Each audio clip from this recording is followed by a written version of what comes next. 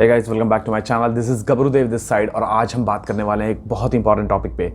मैंने बहुत दिन से मैं देख रहा था कि मतलब जितने भी फ्रेशर्स हैं इस समय, ग्रेजुएट्स जो हैं, जो मतलब कि अभी अप्लाई कर रहे हैं अलग अलग कंपनी में, ऑफ कैंपस में, ऑन कैंपस में, वो लोग मुझसे बार बार ये बोल रहे हैं कि भैया यार एक परफेक्ट रिज्यूमे बता दो जिसको हम मतलब दे सकें, वहाँ पे कंपनी में दे सकें। मतलब बहुत ज़्यादा दिक्कत हो रही है। मैंने देखा कि कई लोगों ने मुझे रिज्यूमे भेजे तो बहुत से फॉल्ट्स उसमें मुझे दिखाई पड़ रहे हैं। तो एक परफेक्ट रिज्यूमे मस्ट है आपके लिए एज अ फ्रेशर। मैं आज उस चीज़ पे डिस्कशन करने वाला हूँ, ठीक है। तो इस वीडियो को पूरा देखिएगा, स्टार्टिंग से लेके एंड तक बताऊंगा। आपको डिस्क्रिप्शन में लिंक भी दे दूंगा, वहाँ से जाके आप एक फॉर्मेट डाउनलोड कर सकते हैं और जो भी मैंने चीज़ें बताई हैं उसी हिसाब से करिएगा। और ये एकदम 100% श्योर है कि आप अगर उसको फॉलो करते हैं तो आपका रिज्यूमे काफ़ी हद तक आगे जा सकता है और काफ़ी हद तक आपके सिलेक्शन में, आपके मतलब कंपनी को क्रैक करने में बहुत ज़्यादा हेल्प कर सकता है। सो एक परफेक्ट रिज्यूमे के लिए इस वीडियो को एंड तक देखिएगा। और अगर आप नए हैं चैनल पे तो चैनल को सब्सक्राइब करिएगा। गबरूदेव फैमिली से जुड़ते रहिए और इसी तरह खुश रहिए। चलिए स्टार्ट करते हैं तो ये वीडियो।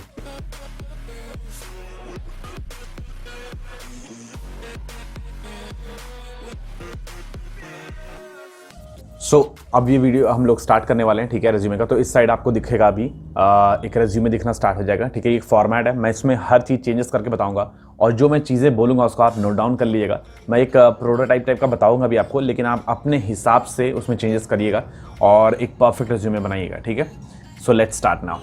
सो जैसा कि आप देख सकते हैं कि ये जो रिज्यूमे है आपके सामने, इसमें क्या है, आप सबसे पहला क्या है, ये मैंने गूगल डॉक से लिया है, ठीक है। ये नॉर्मल फॉर्मेट है, मैं आपको एक इसका लिंक भी दे दूंगा, आप वहाँ से जाके कोई भी रिज्यूमे सेलेक्ट कर सकते हैं, ठीक है। सो आपको क्या करना है, पहले आपको यहाँ पे अपना नाम डालना है। तो जैसे कि मेरा नाम है देव्यांश ओझा, तो मैं वो डाल देता हूँ। तो देव्यांश ओझा नाम आ गया, ठीक है। अब यहाँ पे अगर आपको कोई डिस्क्रिप्शन डालना है तो आप डाल सकते हैं। वैसे नॉर्मली आप इसको लीव कर सकते हैं, कोई ऐसा इशू नहीं है। उसके बाद आप अगर लेफ्ट साइड में देखेंगे, इधर राइट साइड में देखेंगे तो यहाँ पे एड्रेस वगैरह का है, ठीक है। तो आप अपना जो भी मतलब नॉर्मल एड्रेस है, कोई बेसिक एड्रेस डाल सकते हैं इस समय कि आप करंटली वैसे रहते कहाँ पे हैं इस समय, ठीक है, उसका डाल सकते हैं अपना। आप यहाँ पे फ़ोन नंबर डाल दीजिएगा, फिर यहाँ पे ईमेल। अब ये देखिए, जो ये ईमेल है ना, ये बहुत ज़्यादा इंपॉर्टेंट है। ईमेल बहुत ज़्यादा इंपॉर्टेंट है। ये सब मत डालिएगा कि rider@gmail.com, ये सब चीज़ ईमेल नहीं चलेगा भाई। एक प्रोफेशनल ईमेल होना चाहिए। अगर आपके पास प्रोफेशनल ईमेल नहीं है तो आप अभी बनाइए। अब ये प्रोफेशनल ईमेल है क्या? प्रोफेशनल ईमेल ऐसा कुछ नहीं है कि आपको उसके लिए कुछ पेमेंट करना है। गूगल अपने नाम का एक बेसिक ईमेल बनाइए। जैसे मेरा नाम है देव्यांश ओझा, तो आप बना सकते हैं devyanshoja@gmail.com। जैसे आपका मान लीजिए नाम है राज गुप्ता, तो आप बना सकते हैं rajgupta@gmail.com। अब कई बार ऐसा होता है कि वो पर्टिकुलर ईमेल नहीं प्रेजेंट रहता है, अवेलेबल नहीं रहता, तो उसके लिए आपको क्या करना है कि आपको कुछ एग्जांपल्स वहाँ पे मिलेंगे, तो उससे कुछ बेसिक्स बना सकते हैं। जैसे कि guptaraj@gmail.com या guptaraj123@gmail.com। तो थोड़ा एक नाम आपका अच्छे से आना चाहिए प्रॉपरली, ताकि वो एक थोड़ा प्रोफेशनल लगे, तो उसके साथ आपको बनाना है, ठीक है। तो यहाँ पे जैसे कि मेरा नाम है देव्यांश ओझा, तो मैं मान लीजिए मैं कर देता हूँ devyanshoja@gmail.com। अच्छा, ये मैं सोचना कि मेरा ही ये ईमेल है, ठीक है। तो देव्यांश ओझा मैं एक बेसिक बता रहा हूँ, devyanshoja@gmail.com को यूज़ कर सकते हो। अब आती है यहाँ पे देखिए कुछ चीज़ें दी हुई हैं। मुझे काफ़ी अच्छा लगा ये रिज्यूमे, मतलब बेसिक में काफ़ी सही लगा मुझे, तो इसलिए मैं इसको एक्सप्लेन कर रहा हूँ। एक्सपीरियंस, एजुकेशन, फिर राइट में स्किल्स, अवार्ड्स एंड लैंग्वेजेस, और लास्ट में प्रोजेक्ट। अब देखना, ये बहुत इंपॉर्टेंट चीज़ें हैं, बहुत ध्यान से करना है। सबसे पहले हम लोग बात करते हैं एक्सपीरियंस की। तो हमें एक्सपीरियंस में क्या लिखना है?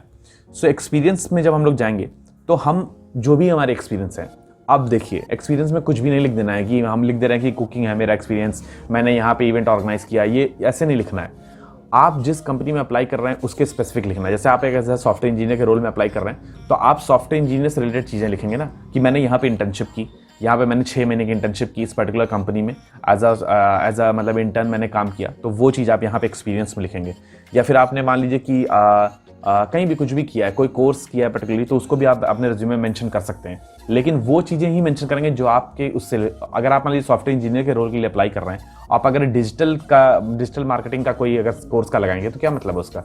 कोई यूज़ नहीं है, वो वैसे ही रिजेक्ट हो जाएगा। तो आपको वही चीज़ लगानी है जो आपकी रिक्वायरमेंट हो, उसके हिसाब से यहाँ पे आप एक्सपीरियंस में लिखेंगे, जो भी आपका कंपनी का नाम लिखेंगे, लोकेशन जो भी है आपका वो लिखेंगे आप, ठीक है। उस पर्टिकुलर जॉब टाइटल आपकी जो भी थी उस समय वो, या फिर जो भी मतलब आप पर्टिकुलर रोल में थे, और यहाँ पे डिस्क्रिप्शन में आप लिखेंगे कि क्या काम आपने वहाँ पे किया है। जैसे कि मान लीजिए आपने कोई एक पर्टिकुलर वेबसाइट बनाई है, तो आप लिखेंगे कि मैंने इस वेबसाइट को इतने दिन में बनाया और उसमें ये इस वेबसाइट को इतने ज़्यादा लोगों ने एक्सेस किया और काफ़ी बेनिफिशियल हुआ कंपनी के लिए। जो भी चीज़ें हैं उसका डिस्क्रिप्शन एक आप देंगे प्रॉपर तरीके से, ठीक है। अब उसके नीचे हम लोग आते हैं एजुकेशन में। सो एजुकेशन में आप अपना, अगर आप मतलब ग्रेजुएट हो चुके हैं तो आप अपने लिए अपने कॉलेज का जो भी आपका पर्टिकुलर सेमेस्टर का जो भी ग्रेड ओवरऑल चल रहा है वो आप लिखेंगे, और अपने स्कूल का लिखेंगे, ठीक है। स्कूल में 10th 12th या फिर सिर्फ 12th का लिख सकते हैं, कोई इशू नहीं है, ठीक है। तो दोनों चीज़ आप मेंशन करेंगे। और अगर आपका जो CGPA है बहुत ज़्यादा कम है तो आपको बहुत ज़्यादा मेंशन करने की ज़रूरत नहीं है। अगर आपका अच्छा है तो मेंशन करिए, वरना आप नॉर्मल लिखिए कि मैंने यहाँ से ग्रेजुएशन किया है, बस। बहुत ज़्यादा मेंशन करने की ज़रूरत नहीं है अगर आपको उतना अच्छा नहीं है तो, ठीक है। दूसरी सबसे इंपॉर्टेंट चीज़ आती है प्रोजेक्ट। सो प्रोजेक्ट बहुत इंपॉर्टेंट है। अब प्रोजेक्ट में आप क्या लिखेंगे? जैसे आपने मान लीजिए कि आप कहते हो कि भैया मैंने तो बहुत सारे प्रोजेक्ट बनाए हैं, मैंने डिजिटल मार्केटिंग में प्रोजेक्ट बनाए, मैंने फिर आगे गया, मैं इसका भी प्रोजेक्ट बनाया, मैंने एक कार बनाई, मैंने एक रिमोट कंट्रोल कार बनाई, ये बनाई, वो बनाई, बहुत सी चीज़ें बनाई। बट फिर मैं भी बोल रहा हूँ, कंपनी स्पेसिफिक चीज़ें ही मेंशन करनी है। अब आप अगर बना रहे हो, मान लीजिए आपने एक सॉफ्टवेयर इंजीनियर के लिए अप्लाई कर रहे हो, तो अगर आपने एक वेबसाइट बनाई है या फिर आपने किसी भी चीज़ों पे काम किया है, जैसे क्लाउड पे काम किया है किसी चीज़ पे, तो उसको मेंशन करो कि हाँ मैंने क्लाउड के प्रोजेक्ट पे काम किया, उस पर लिखा है। अगर कंपनी IoT की आ रही है तो आप IoT का प्रोजेक्ट बनाए तो IoT की चीज़ मेंशन करो, ठीक है। अगर आप सॉफ्टवेयर इंजीनियर के उसमें रोल पे जा रहे हो तो आप कोई भी टेक्निकल प्रोजेक्ट जो आप बनाए हो, जो थोड़ी सी सॉफ्टवेयर से रिलेटेड चीज़ें हैं, उस चीज़ को मेंशन करो आप प्रोजेक्ट्स में, तो वो सबसे इंपॉर्टेंट चीज़ हो जाती है, ठीक है।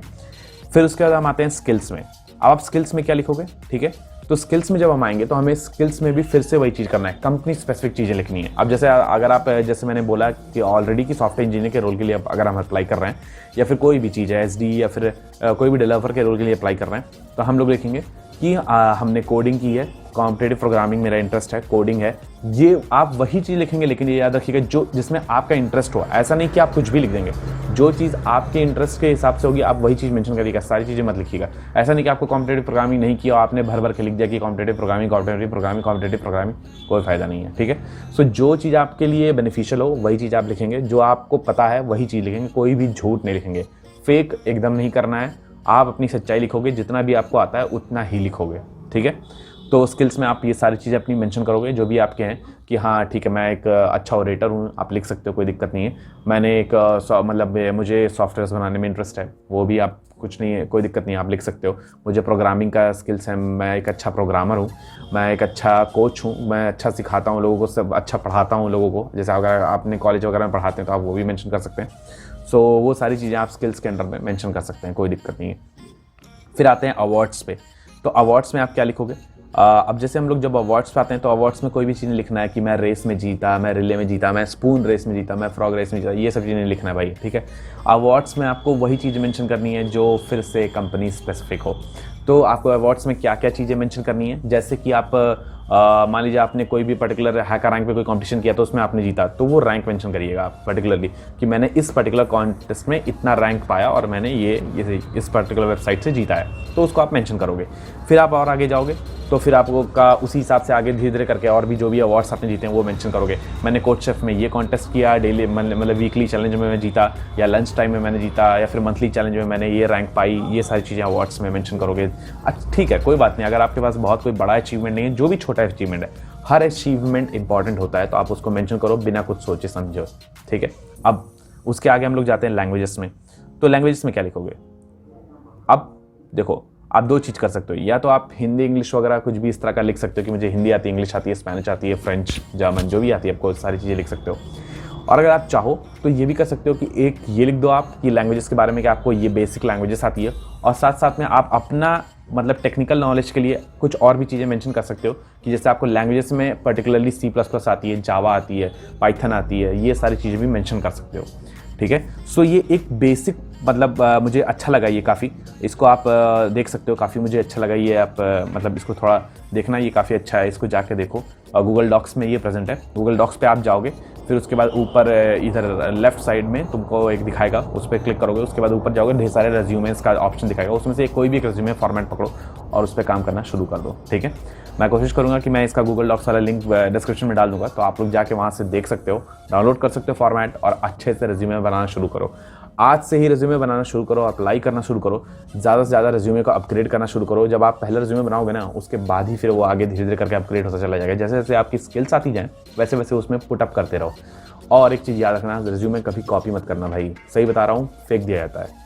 6 सेकंड से ज़्यादा 5 सेकंड 6 सेकंड 4-5 सेकंड बस वो लोग देखते हैं रेज्यूमे को, रिक्रूटर्स, ठीक है, ऐसे देखते हैं, अगर आप उनको अच्छा लगा फेंक दिए। और कई बार तो मशीन चेक करती है, तो इसीलिए वो सारे स्पेसिफिक कीवर्ड्स और सारी चीज़ें जो मैंने बताई हैं वो सारी चीज़ें मेंशन करना मत भूलना। इसी के साथ ये वीडियो मैं आप एंड करता हूँ, काफ़ी लंबा हो जाएगा वरना, ठीक है। और मुझे लगता है कि आपको ये वीडियो काफ़ी बेनिफिट होगा। और साथ ही साथ में एक छोटी सी रिक्वेस्ट है कि मैं चाहता हूँ कि आप इस वीडियो को ज़्यादा से ज़्यादा शेयर करो, ताकि एटलीस्ट उन लोगों तक भी पहुँच सके ये वीडियो जिनको मतलब रेज्यूमे में जो भी मतलब ग्रेजुएट्स हैं या फिर जो भी होने वाले ग्रेजुएट्स हैं, जो अभी इस समय फर्स्ट ईयर सेकंड ईयर में, ताकि वो अपना इंटर्नशिप वगैरह के लिए सारी चीज़ों के लिए अप्लाई कर सकें अच्छे रेज्यूमे से। तो इस वीडियो को शेयर करना, उससे मेरी भी हेल्प भी होगी और आपकी भी हेल्प होगी। और सबसे बड़ी बात, जितने भी रिक्वायर्ड, जिसको भी ज़रूरत है इन सारी चीज़ों की, उनकी भाई बहुत बड़ी हेल्प होगी। सो इसी के साथ मैं ये वीडियो एंड करूँगा। तब तक के लिए आप स्टे कनेक्टेड रहें मेरे साथ, सारे वीडियोस देखते रहें, सारी प्लेलिस्ट जो भी मैंने बना रहा हूँ सब सारे वीडियोस देखें, चैनल को शेयर करें, सब्सक्राइब करना बिल्कुल मत भूलना। तब तक के लिए स्टे ट्यून्ड, बी हेल्दी, जय हिंद।